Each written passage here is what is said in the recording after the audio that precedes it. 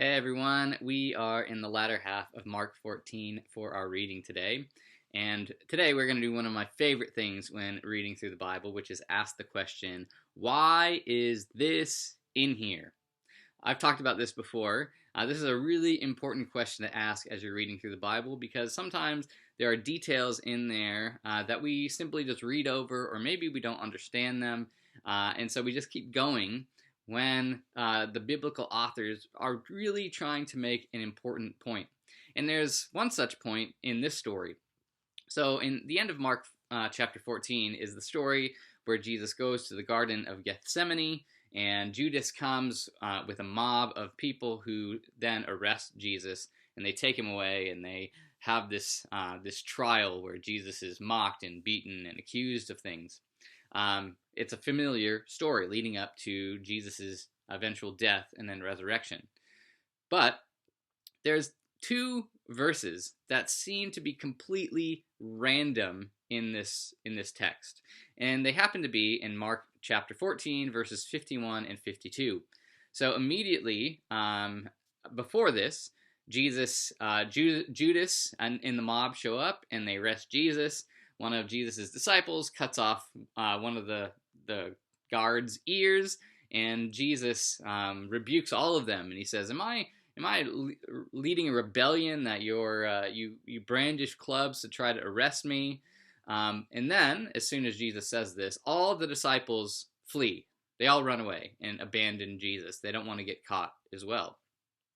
And then the next thing that happens, a few verses after this, in verse 53, Jesus is taken before the high priest, and he's questioned and beaten and mocked and all that stuff.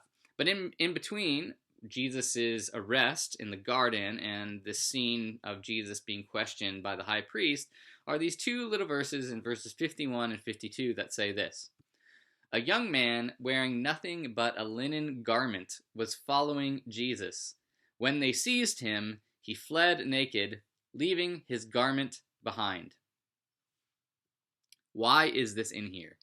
So in the middle of this story, all of Jesus' disciples have left, and then there's this random unnamed man who is also seemingly following Jesus, who the authorities try to seize him. They grab his clothes. He runs away naked. And it seems like we never hear from about this person ever again. And the question is, why is this in here?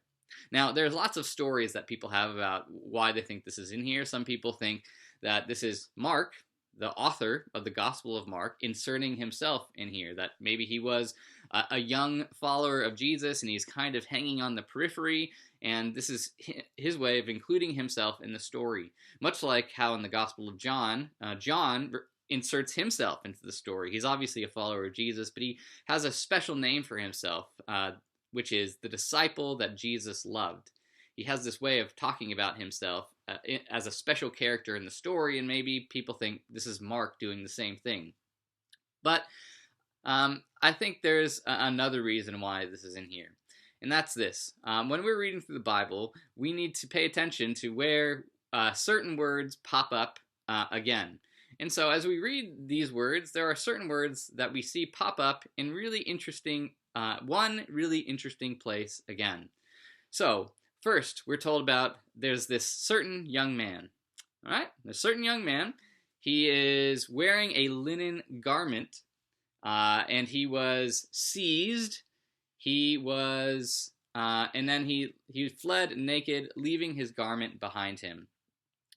So there's a few clues in here that we can look back and say, where else is there a story like this?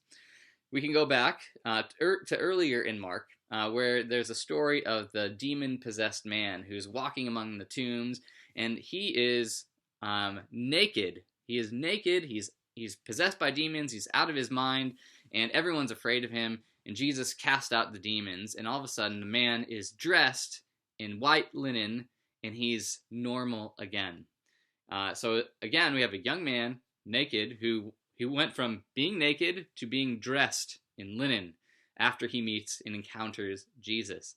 And then the very next thing that Jesus tells him is to be a witness. Okay? So that's story number one. Then we have this story Again, a young man. This time he goes from clothed to being naked, and instead of being a witness, he flees. All right, this is really important. So first story, guy who's demon possessed. He's naked. He's out of his mind. He meets Jesus. All of a sudden, he's clothed, and he's proclaiming. He acts as Jesus' witness. He's proclaiming the gospel. This man is following Jesus. Seems to be in his right mind. But then when he gets seized, he flees naked and he abandons Jesus. All right, that's story number 2. Story number 3 of where we see a young man in Mark's gospel is in Mark chapter 16, which is where? The empty tomb. We see a young man, which in Mark's gospel is called a young man. In the other gospels, we are told that this is an angel, but Mark wants to use this term purposely to sort of connect all these stories together.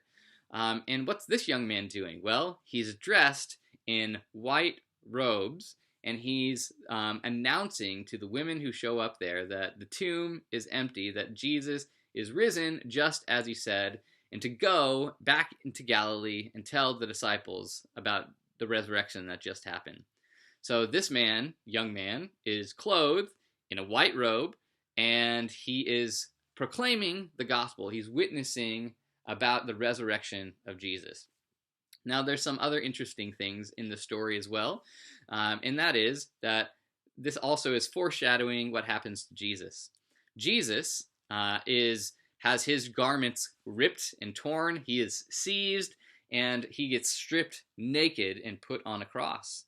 So there's a similarity there. And Jesus is buried. When he's buried in the tomb, he's wrapped in a linen cloth. It's the exact same word that Mark chapter 14 here uses. And so what is the author of Mark doing here? What's with all these stories, and how do they connect? The story of the demon-possessed guy who goes from being naked to being clothed and testifying about Jesus.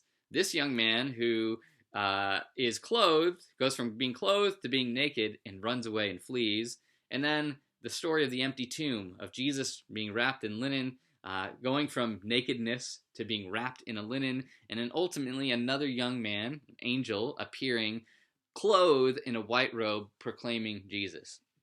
Well, I think what is happening is the gospel writer is wanting to compare and contrast all of these people. So the first guy, he sees the power of Jesus, and he encounters him, and all of a sudden he's changed, he's transformed, he's clothed, and he cannot help but tell people the good news. And similarly, the third young man, the angel in the story, well, he has appeared. He's seen that the tomb is empty, and so he is clothed, and he has to proclaim to the women that the tomb is empty, that Jesus has risen. He's risen indeed. But this young man, well, we're told that he is sort of following the followers of Jesus. He's kind of he's not one of Jesus's 12 disciples. He's kind of on the perimeter, but he's still following Jesus even when the disciples leave, until he gets grasped. And then all of a sudden he leaves his clothes behind. He flees naked, which is a sign of shame in that society. Go from being clothed to being naked is shameful. And he abandons Jesus altogether. He runs away. So instead of following Jesus down this path of being clothed, being stripped, being seized, which eventually leads to an empty tomb of Jesus being reclothed and risen, and this angel proclaiming that Jesus is risen, this young man decides to run away. And so the question is, which person are you? Are you like the guy who's demon-possessed? Are you like the young man in the tomb? Both who have seen the power of Jesus, experienced transformation and resurrection, and they find themselves clothed, transformed, and proclaiming the gospel? Or are you like this person who sort of doesn't want to follow? You're sort of hanging around the periphery of Jesus, but you really don't want to follow him down the path that he's going. And you run away, and you go from this state of being clothed to being naked and ashamed. Which one are you? And I think the answer comes in Mark chapter 16, that when we choose to stick with Jesus, well, just like the young man who is clothed in white robes in proclaiming the gospel, that is the truth that can happen to us if we stick with Jesus. So here's a little tidbit of why this is in here. Hopefully that was encouraging to you. See you later.